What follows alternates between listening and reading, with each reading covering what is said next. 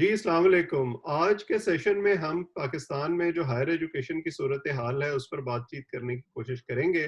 पिछले कुछ अरसे से इस तरह की खबरें आ रही हैं कि जो हायर एजुकेशन के लिए स्कॉलरशिप्स हैं या इंसेंटिव फैकल्टी को और स्टूडेंट्स को दिए जाने चाहिए, उतना बजट उसके लिए नहीं रखा गया। अभी हाल ही में नया बजट आया है और दोबारा से कुछ इस तरह की शिकायत सुनने में आ रही हैं। उसके साथ एक मामला जो है वो यूनिवर्सिटीज़ में मॉडल यूनिवर्सिटी ऑर्डिनेंस के नफाज का भी शामिल हो गया है। तो इन दोनों चीज़ों पर थोड़ी-सी बातचीत करेंगे। मेरे साथ आज मौजूद हैं डॉक्टर मुमताज़ अनवर चौधरी जो पंजाब यूनिवर्सिटी में इकोनॉमिक्स डिपार्टमेंट के चेयरमैन हैं, लेकिन उसके साथ-साथ जो यूनिवर्सिटीज़ की सियासत है उसमें बड़े अरसे से एक्टिव हैं। मेरी इनसे पहली मुलाकात भी तभी हुई थी जब तकरीबन 20 साल पहले पहली दफ़ा मॉडल यूनिवर्सिटी ऑर्डिनेंस नाफिज करने की कोशिश की गई थी परवेज मुशर्रफ के दौर में। और आजकल भी ये जो federation of all Pakistan universities academic staff union है उसके पंजाब के चैप्टर के सदर हैं। और उनके साथ साथ खालिद खटक भी मौजूद हैं जो बहुत सीनियर एजुकेशन रिपोर्टर हैं, बड़ी गहरी नज़र रखते हैं पाकिस्तान में और पंजाब में जो तालीमी बजट के मामलात हैं और तालीमी जो इंतज़ाम है हर हवाले से उस पर। जी, खालिद खटक और डॉक्टर मुमताज़, आप दोनों का बहुत शुक्रिया। जी, थैंक यू जी। Thank you. बहुत थैंक यू। तो डॉक्टर साहब, पहले बात आपसे शुरू करता हूँ। पिछले चंद दिन से जो मैं देख रहा हूँ, खास तौर पर जो बजट आया है उस पर जो तनकीद हो रही है, जितने नंबर्स मैंने देखे हैं, ये ठीक है कि उतना बजट नहीं बढ़ाया गया जो डिमांड थी, लेकिन अगर हम कोरोना वायरस की सूरत हाल देखें तो पीएसडीपी में भी कुछ कट लगाया गया है, बाकी सेक्टर्स पर भी कट लगाए गए हैं। तो तकरीबन उतना बजट तो मेंटेन किया गया है जितना पिछली दफा दिया गया था। तो शिकायत बुनियादी तौर पर कहाँ है?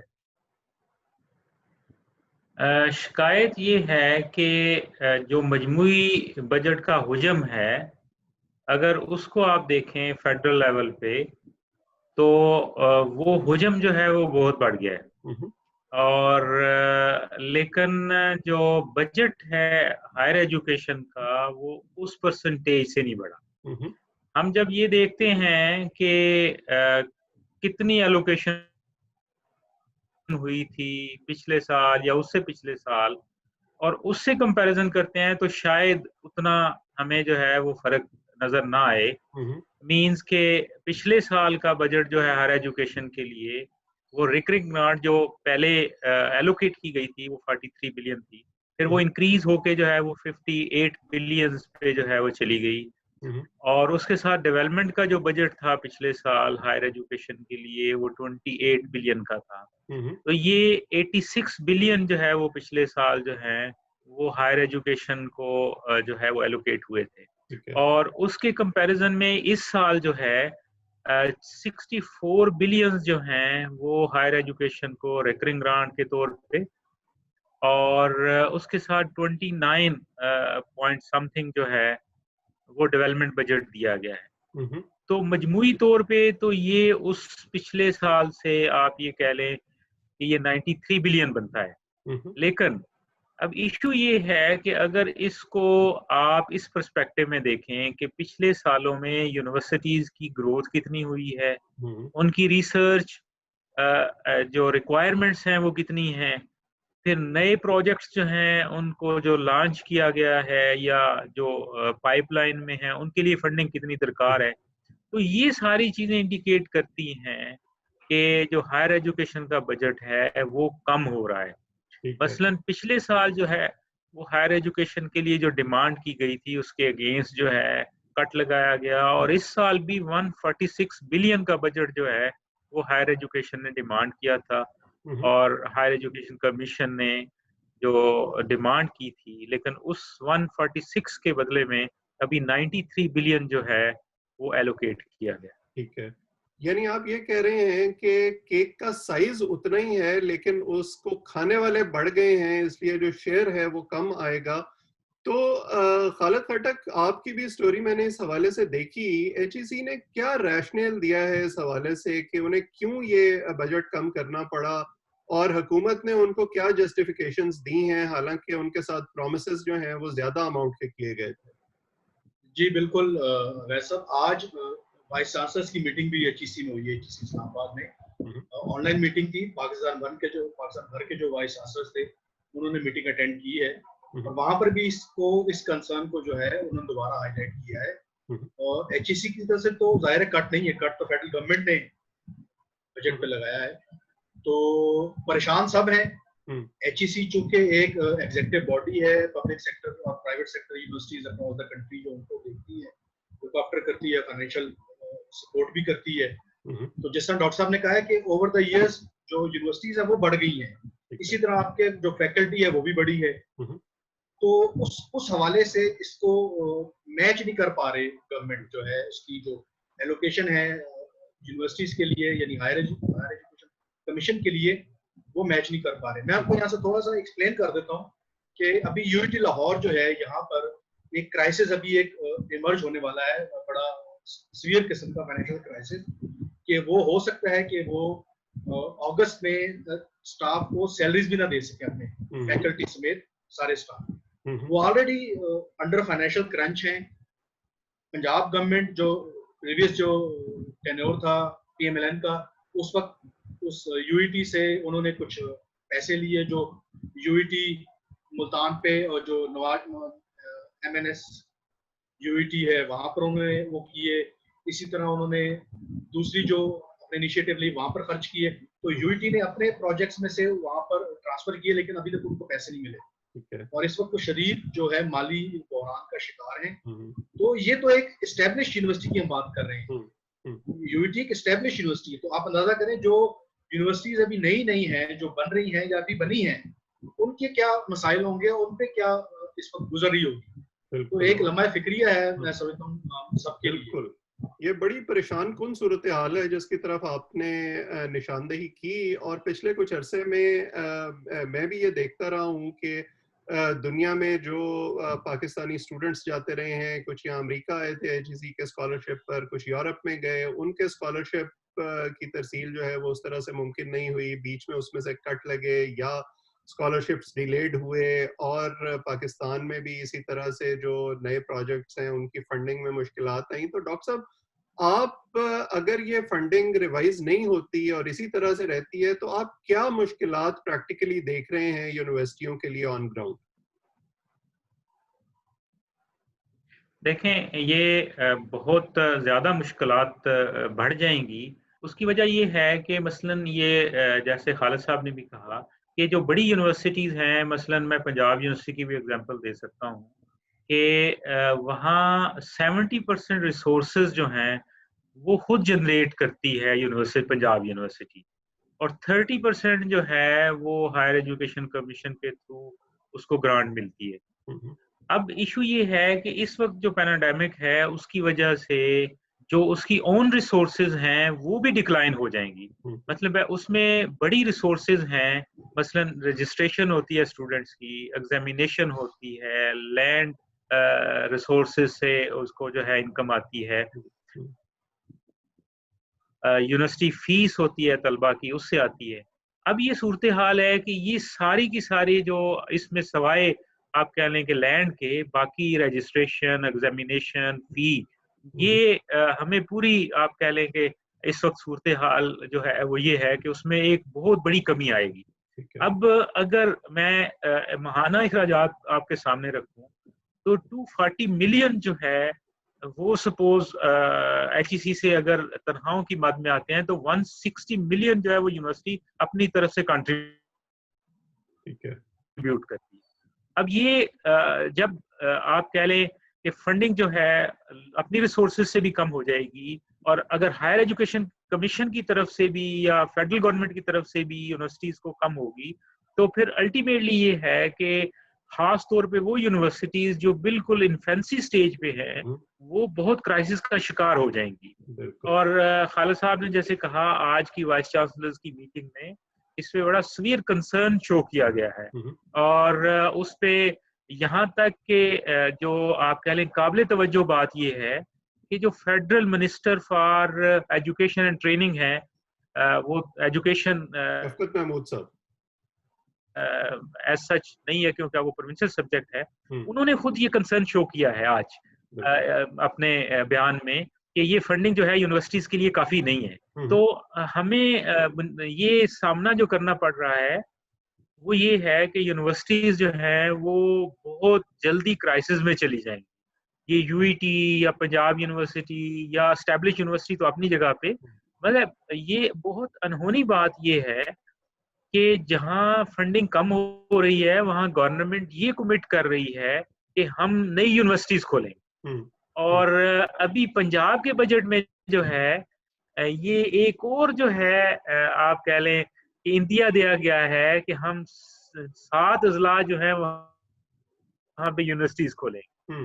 अब और उनके लिए फंडिंग कितनी रखी गई है? 50 मिलियन, 100 मिलियन, और इतनी थिन फंडिंग है कि अगर इकोनॉमिक्स की ज़बान में मैं कहूँ तो वो ये है कि उससे तो प्रोजेक्ट जो है वो स्टार्ट होना जो है वो मुश्किल हो जाता है कि प्रोजेक्ट जो है उसकी आप दूसरे लफ्जों में एक प्लानिंग जो है वो प्रॉपरली नहीं कर पाते। तो ये बहुत सीवियर क्राइसिस जो है वो हायर एजुकेशन सेक्टर जो है वो फेस करने जा रहा है। बिल्कुल, ये फंडिंग का क्राइसिस जो है तो ये तो पूरी दुनिया में है। अब हमारी यूनिवर्सिटी में यहाँ अमेरिका में जो है वो तकरीबन 5% अक्रॉस ऑल डिपार्टमेंट्स जो है वो फंडिंग कट लगा दिया गया है। कई यूनिवर्सिटियों में मैं देख रहा हूँ कि स्टाफ को रिकंसाइल किया जा रहा है और कई तरीकों से कॉस्ट कटिंग करने की कोशिश की जा रही है। तो खालिद, जो मीटिंग का आप तज़किरा कर रहे हैं आज हुई है, उसमें एचईसी ने या वाइस चांसलर्स ने कोई तजावीज़ भी दी हैं कि इस सूरत हाल से जो है वो कैसे निपटा जा सकता है? देखिए, जो तजावीज़ वो तो यही दे सकते हैं, तजावीज़ तो नहीं कहेंगे, डिमांड है। उन्होंने तो यही कहा है कि हमें आप फंडिंग इंश्योर करें, क्योंकि जो कमिटमेंट थी उसकी अगेंस्ट भी मतलब इनको एलोकेशन नहीं की गई एचईसी को। एक होता है कि आपने मतलब जितनी आपने उनको इंश्योरेंस दी है, एक आपने कमिटमेंट की है, उस कमिटमेंट से बिलो आपने उनको एलोकेट कर दिया है। ठीक है। तो जी हाँ, तो मैं समझता हूँ उनकी डिमांड सबकी ये है और बड़ी मैं समझता हूँ स्ट्रॉन्ग किस्म की वॉइस जो है वो रेस की है सारे वाइस चांसलर्स ने। अब देखते हैं कि गवर्नमेंट इस पे क्या अपना रिएक्ट करती है, किस तरह इसको हैंडल करती है। अच्छा, मैं इसके साथ आपको, ये तो फेडरल एचईसी की हम बात कर रहे हैं, यानी उसके हवाले से यहाँ पंजाब में जो है यहाँ पर बड़ी अजीब सूरत हाल हुई है। अभी कल यहाँ पर पंजाब का तालीमी बजट पेश किया गया है। जी, प्रोविंशियल बजट भी आया है, बिल्कुल। तो वहाँ यहाँ पर हमने देखा है कि जो हायर एजुकेशन का जो है, जो सेगमेंट है, जो एलिमेंट है, उसमें भी अच्छा खासा कट यहाँ पर डेवलपमेंट बजट में तकरीबन ओवर 3 बिलियन का यहाँ पर कट है। यानी लास्ट ईयर जो फिस्कल ईयर है उससे 3 बिलियन कम इस दफा एलोकेट हुआ है। तो और दूसरी तरफ ये बातें कर रहे हैं कि हमने नई यूनिवर्सिटी बनानी है साथ। अब ये समझ से बालातर है कि मतलब दावे कुछ हैं और जो प्रैक्टिकली है वो बिल्कुल एक अपोजिट है। वो मुख्तलिफ चीजें हैं जो ये मतलब करना चाह रहे हैं। मतलब ये शायद मेरे ख्याल से ये वो जिसे कहते हैं ना कि कंफ्यूज कर रहे हैं। अगर ये लोगों को कन्विंस नहीं कर सकते तो ये कंफ्यूज कर रहे हैं। ठीक है। और डॉक्टर साहब, आपने अभी जो है वो जिक्र किया कि एजुकेशन अब एक प्रोविंशियल सब्जेक्ट हो गया है और उस 18वीं तरमीम के बाद से प्रोविंशियल एजीसीज भी बनाए गए हैं। उनका कुछ रोल इस सिलसिले में हो सकता है? क्या वो कन्विंस कर सकते हैं फेडरल गवर्नमेंट को, अपना वेट पूल इन कर सकते हैं? और इसके साथ ही ये प्रोविंशियल एचईसीज बनने के बाद से आपको लगता है कि सूरत हाल कुछ बेहतर हुई है या इसमें मजीद कंफ्यूजन पैदा हो गई? मैं अगर इसको बिल्कुल अपफ्रंट पे लाऊं तो मैं तो समझता हूं कि इसमें मजीद कंफ्यूजन हो गई है। अब ये बजट से रिलेट कर लें उसको कि आज से 3 साल पहले जो पंजाब हायर एजुकेशन कमीशन है उसको 1 लाइन बजट या बिलो लाइन बजट जिसको कहते हैं, 500 मिलियन दिया गया था पहली दफा। ठीक है। और इस दफा जो है उसको 100 मिलियन दिया गया है। अब आप अंदाजा करें कि जब आप एक 100 मिलियन की एलोकेशन एक पूरे हायर एजुकेशन कमीशन को पंजाब के करेंगे तो कैसे पॉसिबल है कि वो जो है वो आगे बढ़ सकेगा। और दूसरा ये है कि पंजाब हायर एजुकेशन कमीशन का रोल जो है वो बिल्कुल इस वक्त आप कह लें कि कोई किसी तरह से डिफाइंड नहीं है। डिफाइंड से मुराद ये है कि उन्होंने कुछ प्रोजेक्ट्स जो है वो लॉन्च किए स्कॉलरशिप के या इस तरह के, लेकिन अदरवाइज जो है वो कोई अग्रेसिव या आगे जब एक इंस्ट्रूमेंट नहीं है उनके पास फंडिंग क्योंकि फेडरल हायर एजुकेशन कमीशन से आती है या फेडरल गवर्नमेंट से आती है थ्रू हायर एजुकेशन कमीशन, और उनके पास जो है वो कोई ऐसा इंस्ट्रूमेंट नहीं है कि वो यूनिवर्सिटीज को जो है वो कंट्रोल कर सके। जो पुरानी यूनिवर्सिटीज हैं वहाँ पे इवन जो है पंजाब हायर एजुकेशन कमीशन का कोई नुमाइंदा सिंडिकेट में भी नहीं होता। तो ये अजीब सी एक कंफ्यूजन है, और अभी जब हम आगे चल के जो ये एक्ट में तब्दीली करने जा रहे हैं और उसके तहत जो है पंजाब हायर एजुकेशन कमीशन को जो रोल देने की कोशिश की जा रही है, तो एक नया इंस्ट्रूमेंट जो है वो क्रिएट करने की कोशिश की जा रही है, और वो वन वे और दी अदर जो है उसकी एक अपनी जो है कंफ्यूजन पैदा हो जाएगी। तो मैं ये समझता हूँ कि ये दोनों सूबों में पर्टिकुलरली जो सिंध हायर एजुकेशन कमीशन है और पंजाब हायर एजुकेशन, आज ही हमारी क्योंकि फापवासा की मीटिंग भी हुई है और उसमें ये चीज भी वहाँ पे हाईलाइट हुई इत्तेफाक से, जिसपे आपने क्वेश्चन किया है कि दोनों कमीशन जो हैं वो कोई बहुत रोल नहीं प्ले कर पा रहे और उनका कोई इफादियत जो है वो सामने नहीं आई। ठीक है। अच्छा खालिद, हम हायर एजुकेशन के हवाले से तो बात कर रहे हैं, लेकिन स्कूल एजुकेशन में और जो एजुकेशन के दूसरे आर्म्स हैं सूबे में और मरकज में, उनकी क्या सूरत हाल रही है? अगर आप ब्रीफली उसके बारे में थोड़ा सा बताएं, क्या उनके लिए फंडिंग मुहैया की गई है या वहां भी कट लगे हैं? नहीं जी, जिस तरह मैंने आपको हायर एजुकेशन का बताया है, हायर एजुकेशन सेक्टर में अराउंड 4 बिलियन का जो है वो 3 बिलियन, ओवर 3 बिलियन का कट है। इसी तरह जो स्कूल एजुकेशन है वहां पर अराउंड 5 बिलियन का कट है। ये मैं आपको डेवलपमेंट साइड पे आपको बात कर रहा हूँ। डेवलपमेंट जो बजट है, जैसा कि आप जानते हैं जो रेकरिंग बजट है उसकी वो तो इंक्रीज हो तो वो तो ज्यादातर सैलरी की जो है उसमें जाता है, मद में जाएगा। हम तो कंसर्न जो लोगों का है वो है डेवलपमेंट बजट से। आपने नए स्कूल बनाने हैं, नए कॉलेजेस बनाने हैं, नई यूनिवर्सिटीज बनानी है, आपने फैसिलिटीज प्रोवाइड करनी है, आपने टीचर्स हायर करने हैं, आपने स्कॉलरशिप देने हैं। इन चीजों पर जो है ये सारी डेवलपमेंट बजट स्पेंड होता है। और हमने देखा है कि जिस तरह HEC का बजट कट हुआ है, इसी तरह ये पंजाब में भी ना सिर्फ हायर एजुकेशन का बल्कि स्कूल एजुकेशन का बड़े मैसिव लेवल पे कट जो है वो लगाया गया है। बिल्कुल। और हमने ये देखा है कि PSDP को भी कम किया गया है, लेकिन शायद एजुकेशन या हेल्थ ये ऐसे सेक्टर्स हैं जो दूसरे डेवलपमेंट प्रोजेक्ट्स से मुख्तलिफ हैं कि अगर हुकूमत को कोई नई सड़क बनानी है या नया पुल बनाना है तो वो इस साल नहीं बनाएंगे, चलें 1 साल के बाद बना लेंगे। लेकिन अगर रनिंग प्रोग्राम्स हैं, एक अस्पताल में मरीजों को जो है सहूलियात की ज़रूरत है, या एक यूनिवर्सिटी में एक प्रोग्राम ऑलरेडी चल रहा है, स्टूडेंट्स ऑलरेडी एनरोल्ड हैं, तो उन्हें तो बहरहाल जो है वो फैसिलिटेट करने की ज़रूरत पड़ेगी। तो डॉक्टर साहब, अब थोड़ी सी बात कर लेते हैं ये मॉडल यूनिवर्सिटी ऑर्डिनेंस के बारे में। और हमने देखा था कि 20 साल पहले भी यही कोशिश की गई थी डॉक्टर अताउर रहमान के दौर में, जब HEC नया नया बना था। तो उस मॉडल यूनिवर्सिटी ऑर्डिनेंस में जो उस वक्त आया था और फिर उसका एक डाइल्यूटेड सा वर्जन हमने देखा कि इम्प्लीमेंट भी किया गया, उसमें और अब के एक्ट में क्या फर्क है और आपके बुनियादी तहफ्फुज़ात क्या हैं? आप क्योंकि इत्तेफाक से दोनों ही इस चीज़ को बहुत अरसे से देख रहे हैं और कवर कर रहे हैं, ये बड़ा इंटरेस्टिंग इशू बन गया है। अब ये जो सूरत हाल अभी सामने आई है उसमें देखें, जो 2001-2 में जब इस पे प्रोसेस स्टार्ट हुआ और उसको अपोज किया गया, तो फिर वो लागू हुआ नई यूनिवर्सिटीज पे। अब 3 तरह की यूनिवर्सिटीज जो हैं वो क्रिएट हो गई हैं और 3 तरह की जो है वो फंक्शनिंग हो गई है यूनिवर्सिटीज में।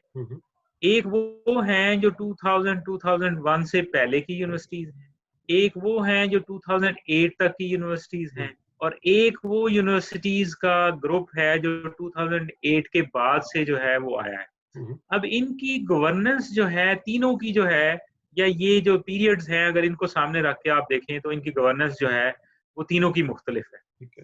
अब जो इस वक्त चीज सामने आई है, जो आज से 10 दिन पहले बेसिकली सरफेस हुई और जिस पे हमारे तहफ़्फ़ुज़ात हैं, हमने उस पे अब जो है वाइस चांसलर से भी रिक्वेस्ट की, हमने मीडिया को जो है वो अप्रोच किया, फिर एकेडमिक स्टाफ एसोसिएशंस और पूरे मुल्क की एसोसिएशंस, आज उनकी मीटिंग हुई है। फापवासा पाकिस्तान की आज मीटिंग हुई है इस इशू पे, 1 पॉइंट एजेंडे पे। तो हमारा बेसिकली ये है कि जो अभी चीज सामने लाई गई है उसमें 3 से 4 चीजें बड़ी इंपॉर्टेंट। पहला ये है कि वाइस चांसलर्स को जो है वो सिविल सर्वेंट डिक्लेयर कर दिया जाए, और उसका बड़ा इंटरेस्टिंग पार्ट ये है कि if any civil servant will, जो इस वक्त सिविल सर्वेंट है वो अगर यूनिवर्सिटीज में आता है तो उसकी जो एक्टिव सर्विस है वो बाकी रहेगी। ठीक है। अब ये बड़ी दिलचस्प चीज है जो हमारी बहुत पहले से खदशात हैं कि ब्यूरोक्रेट्स को कैसे यूनिवर्सिटीज में लाना है। दूसरा ये है कि वो ब्यूरोक्रेट्स जो बहरहाल एलिजिबल हों, पीएचडी की हो उन्होंने। दूसरा उसमें ये है कि पहले ये होता है कि पोस्ट एडवर्टाइज होती है और उस पे लोग अप्लाई करते हैं और उस पे जो है सर्च कमेटी उनसे इंटरव्यूज करती है। अब इसमें ये कहा गया है कि कोई सर्च कमेटी किसी को भी बुला के बगैर एप्लीकेशन के उसको इंटरव्यू करेगी और अगर वो फील करती है तो उसको जो है वो अपॉइंट कर सकेगी। तीसरा जिसमें ये किया गया है कि वाइस चांसलर्स की जो पे और अलाउंसेस हैं वो अब मुख्तलिफ होंगे। मीन्स के किसी एक जगह पे वाइस चांसलर की तनख्वाह मुख्तलिफ होगी और किसी दूसरी जगह पे उसकी तनख्वाह जो है वो मुख्तलिफ होगी, और ये एक कमेटी बनाई जाएगी और वो कमेटी डिसाइड करेगी। लेकिन इन सबसे बड़ा जो हमें तहफ़्फ़ुज़ है या जो हमारा जो प्रॉब्लम है वो ये है कि जो यूनिवर्सिटी की गवर्नेंस है वो उसकी जो एपेक्स बॉडी होती है, सिंडिकेट, जो एकेडमिक्स को, फाइनेंस को या एडमिनिस्ट्रेशन को लुक आफ्टर करती है, उसकी कंपोजिशन ये है कि जो 2000 से पहले की यूनिवर्सिटीज हैं उसमें असातिज़ा के नुमाइंदे मौजूद हैं, उसमें ब्यूरोक्रेसी के नुमाइंदे मौजूद हैं, उसमें गवर्नर के नुमाइंदे मौजूद हैं, उसमें सिविल सोसाइटी मौजूद है, उसमें आप कह लें कि इवन एफिलिएटेड कॉलेजेस की नुमाइंदगी मौजूद है। एक अबंडेंट जो है वो तलबा यूनियन का नुमाइंदा वो नहीं होता जब से यूनियन के इलेक्शन नहीं हुए। और उसके बाद जो है अब उसमें एक तब्दीली ये लाई जा रही है कि जो सिंडिकेट का चेयरमैन जिसको वाइस चांसलर चेयर करता है उसकी बजाय एक रिटायर्ड जज या एक ब्यूरोक्रेट जो ग्रेड 21 का होगा रिटायर्ड वो, या इनकम्बेंट वाइस चांसलर किसी और यूनिवर्सिटी का वो उसको चेयर करेगा और वाइस चांसलर जो है वो एज ए मेंबर वहां पे शिरकत करेगा। अब हमें इस पे बड़ा तहफ़्फ़ुज़ है। हमें ये बुनियादी तौर पे है कि वो यूनिवर्सिटीज जो 2000 और 2001 से 8 के दरमियान है वहाँ वाइस चांसलर्स करते हैं, वहाँ टीचर्स के नुमाइंदे मौजूद नहीं है, वहाँ इलेक्टेड रिप्रेजेंटेटिव नहीं है। वो यूनिवर्सिटी जो 2008 के बाद से आई हैं वहाँ उनकी सिंडिकेट्स को वजीर हायर एजुकेशन जो वजीर हैं वो उसको चेयर करते हैं। अब ये जो दोनों सेट हैं इनमें हमें एज ए फैकल्टी बहुत बड़ा प्रॉब्लम है। मैं आपको ये बिल्कुल तहफ़्फ़ुज़ात बता रहा हूँ कि मसलन ओकाड़ा यूनिवर्सिटी है, जंग यूनिवर्सिटी है, सियालकोट की यूनिवर्सिटीज़ हैं, उनके जितने सिंडिकेट के इजलास होते हैं वो पंजाब सेक्रेटेरिएट में और वहाँ की फैकल्टी को इवन उसका एजेंडा भी पता नहीं होता कि क्या होने जा रहा है, क्या डिसीजन होने जा रहा है, क्या उस यूनिवर्सिटी की एकेडमिक्स के बारे में, उसकी फाइनेंसेस के बारे में, उसके एडमिनिस्ट्रेशन के बारे में। तो हम ये समझते हैं कि पहले वाइस चांसलर जो है वो किसी ना किसी तरह से फैकल्टी को अपनी आप कह लें कि उसके साथ कंसल्टेशन के साथ या अगर उसके पब्लिक सारी फैकल्टी रिप्रेजेंटेटिव हैं तो उनके थ्रू जो है ये सारी चीज़ें जो हैं वो थ्रैश आउट होती हैं और हम एक अच्छा फीडबैक दे सकते हैं। लेकिन अब जब एक रिटायर्ड जज जो है या रिटायर्ड ब्यूरोक्रेट जो है वो अगर आके जो है आपकी एपेक्स बॉडी को चेयर करेगा तो उनको हमने तो यहाँ तक देखा है कि वो वाइस चांसलर जो एकेडमिक से नहीं आए उनको तो एक अरसा लग गया यहाँ पे कि वो ये समझें कि यूनिवर्सिटी की गवर्नेंस क्या होती है, और जब वो उनको समझ आई तो उस वक्त जो है उनका टेन्योर खत्म हो चुका था। तो ये बड़ा एक दिलचस्प सी सूरत हाल है जिसपे हम सख्त जो है हमारा एहतजाज है। और आज की जो होने वाली वाइस चांसलर्स की मीटिंग है उसमें भी वाइस चांसलर्स ने भी उस पर एहतजाज किया है। उन्होंने एक कमेटी का मुतालबा किया है जो प्राइम मिनिस्टर से कमेटी को मिलेगी और इस पे अपने तहफ़्फ़ुज़ात देगी और जिस पे जो हायर एजुकेशन कमीशन के चेयरमैन हैं उन्होंने एक अगला जिक्र किया है कि जी मेरे तक वो मॉडल सारी वो अमेंडमेंट एक्ट जो है वो नहीं आया, और मैं तो मॉडल यूनिवर्सिटी एक्ट जो है उसके बारे में बात करना चाहता हूँ। लेकिन इसलिए कि अब ये सारी सूरत हाल जो है इसकी वजह से पंजाब की सारी यूनिवर्सिटीज़ में और मजमूई तौर पे मुल्क में, क्योंकि बाकी सूबे भी ये कह रहे हैं कि अगर ये पंजाब में लागू हो गया तो फिर आहिस्ता आहिस्ता जो है ये हमारी बारी आ जाएगी। ठीक तो है, हमें इस पे बहुत तहफ़्फ़ुज़ात हैं। ठीक है। अच्छा खालिद, ये जो दो बुनियादी इश्यूज हैं, एक तो ऑटोनॉमी का है और दूसरा जो है वो फैकल्टी इंडिपेंडेंस का है। तो क्या इस हवाले से आपको HEC से और दूसरे जिम्मेदारान से सुनने में आ रहा है कि वो आखिर क्यों ये नया स्टेप लेना चाह रहे हैं? जी अवैध साहब, मेरे 2-3 जो ऑफिशियल्स हैं उनसे बात हुई है, और इंटरेस्टिंगली इसको अभी तक ऑन नहीं कर रही है, लेकिन ये तो कंफर्म है कि ये जाहिर है गवर्नमेंट ही करना चाह रही है, लेकिन इसको इस पे वो जिसे कहते हैं खुल के सामने नहीं आ रहे। वो मेरे ख्याल से देखना चाह रहे, एक किस्म का काइंड ऑफ फीलर है जो उन्होंने वो किया है, और वो देखना चाह रहे हैं कि इस पे रिएक्शन कैसा आता है। तो रिएक्शन तो बड़ा स्ट्रांग है। मैं थोड़ा सा इस पे आपको एक और पर्सपेक्टिव से इस पे बात करूंगा। डॉक्टर साहब तो शरीफ आदमी है, डॉक्टर साहब जो है एक जाहिर है यूनिवर्सिटी को रिप्रेजेंट करते हैं, उनकी अपनी मजबूरियां हैं, खुल के बोल नहीं सकते। मैं तो आपसे बात करूंगा, ये असल में हमारे मुल्क की किस्मत ही है कि हमारे यहाँ पर माफिया जो है वो रूल करते हैं। तो एजुकेशन में भी माफियाज मौजूद हैं। प्राइवेट सेक्टर आपको पता है कि बहुत इसने स्कूल साइड पे तो ओवर द इयर्स ऐसा उभर के सामने आया है कि सरकारी स्कूल आप भूल गए हैं, आप नाम भी लेना पसंद नहीं करते सरकारी स्कूल। बिल्कुल ऐसा उन्होंने एक आपके सामने डिवाइड क्रिएट की है कि आप दूसरी तरफ देखते ही नहीं है। मेरा ये ख्याल है कि ये हायर एजुकेशन में यही करने जा रहे हैं कि आप सिर्फ जो प्राइवेट यूनिवर्सिटीज हैं उनको फोकस करें, उनको देखें, वो अपना एज अ बिजनेस इसको लेके चलें। और मैं समझता हूँ कि ये सारी की सारी जो डेवलपमेंट्स हैं ये इसी एक चेन प्रोसेस का एक हिस्सा है, जो अनफॉर्चुनेटली हमारे सामने हो रहा है। यानी गवर्नमेंट एक तरह से अपना कंट्रोल भी बढ़ाना चाह रही है और शायद अपनी रिस्पॉन्सिबिलिटी भी एक प्राइवेट सेक्टर पर शिफ्ट करना चाह रही है। तो डॉक्टर साहब, अगर हुकूमत जो है, फाइनली मैं आपसे ये पूछूं कि फंडिंग को टाई अप कर देती है मॉडल यूनिवर्सिटी ऑर्डिनेंस के नफाज से, तो फिर आपका लाया अमल क्या होगा? मैंने देखा कि आपने इससे पहले भी एहतजाज की कॉल दे रखी है, तो अब तो दो इश्यूज इकट्ठे हो गए हैं, तो आपकी स्ट्रैटेजी अब क्या किस तरफ जा रही है? देखें, ये जो इन्होंने टाइम सिलेक्शन की है, ये इसीलिए कि इस वक्त पैराडेमिक है और लोग जो हैं, जाहिर है कि यूनिवर्सिटीज़ बंद हैं और फैकल्टी नहीं है, स्टूडेंट्स नहीं है, और इसी तरह से ये सिलसिला जो है ये आगे बढ़ाना चाहते हैं। लेकिन हम अफर्म है इस चीज़ पे। आज देखें, हम एक अभी खालिद साहब ने बात की कि हम जाहिर है कि अपने डोमेन में रहना चाहते हैं और उसी तरह से बात करते हैं। आज हमारी जो मीटिंग हुई है उस पे हमने ये कहा कि या आप कह लें डेलिब्रेट हुआ, जिस पे अल्टीमेटली हमने जाहिर है कि उस तरह से फैसला नहीं किया कि ऑनलाइन क्लासेस हैं, एडमिशंस हैं, ये सारी चीज़ें ये तो हमारे कंट्रोल में है। कंट्रोल से मुराद ये है कि ये तो हम देखें कि हम ऑनलाइन क्लासेस भी ले रहे हैं, हम एडमिशन प्रोसेस में भी जा रहे हैं, या सारी चीज़ें। लेकिन अगर गवर्नमेंट अपने इंस्ट्रूमेंट यूज करेगी तो हम अपने इंस्ट्रूमेंट्स फिर सामने लाएंगे।